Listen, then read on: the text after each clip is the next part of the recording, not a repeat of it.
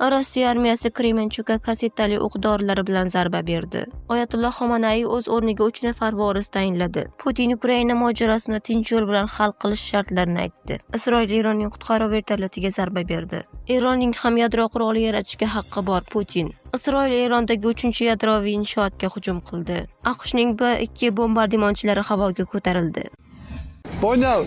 Я вернулся, понял, мне этот тротуар, мне похуй, я по дороге хожу.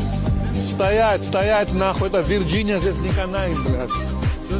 Rossiya armiyasi Kremenchukka kassetali o'q-dorilar bilan zarba berdi. Bugun 22 umuman olganda tunda Rossiya qurolli kuchlari Ukrainaga 272 ta uchuvchisiz samolyot, shuningdek Kinjal, Kalibr va Iskender-K raketalarini uchirdi. Ukraina havo mudofaasi 252 ta dron, 2 ta Kinjaldan biri, 2 ta Kalibrdan bittasi va 3 ta Iskender raketalarini yo'q qildi deya xabar beradi Ukraina qurolli kuchlari. Ularning ma'lumotlariga ko'ra, qulab tushishlar faqat Kremenchuk shahrida qayd etilgan. Shahar Poltava viloyatida Dneprning chap qirg'og'ida joylashgan. Urushdan oldin u yerda 200 mingga yaqin odam yashagan. Bu shahar Rossiya qurolli kuchlari tomonidan bir hafta ichida ikkinchi marta hujumga uchramoqda. Poltava viloyati harbiy ma'muriyatining Telegram kanali Kremenchuk tumani energetika infratuzilmasi obyektlari va ochiq maydonlarga to'g'ridan-to'g'ri zarbalar va vayronalar tushgani haqida xabar berdi. Bir kishi o'rtacha darajada tan jarohati olgan. O'z navbatida Poltava viloyati politsiyasining xabar berishicha, tungi otishmadan so'ng shaharda diametri taxminan 10 sm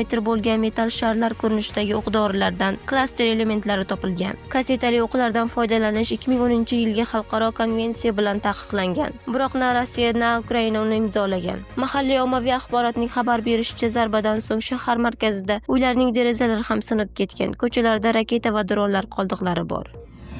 Oyatulloh Xomanaiy o'z o'rniga 3 nafar voris tayinladi. The New York Times gazetasining manbalariga tayanib xabar berishicha, Eron oliy rahbari Oyatulloh Xomanaiy agar AQSh yoki Isroil o'zini o'ldirsa, o'rniga tayinlanadigan 3 nafar nomzodni tanladi. Oliy rahbarni tayinlash uchun mas'ul bo'lgan ekspertlar assambleyasiga voris tezkor tanlash bo'yicha ko'rsatma berilgan. Eronda oliy rahbarning tayinlanish jarayoni odatda bir necha oy davom etishi mumkin. Ammo hozirda mamlakatda urush davom etar ekan, rasmiylarning aytishicha, Xomanaiy hokimiyatni tezkor va tartibli topshirishni ta'minlamoqchi, deb yozadi NET.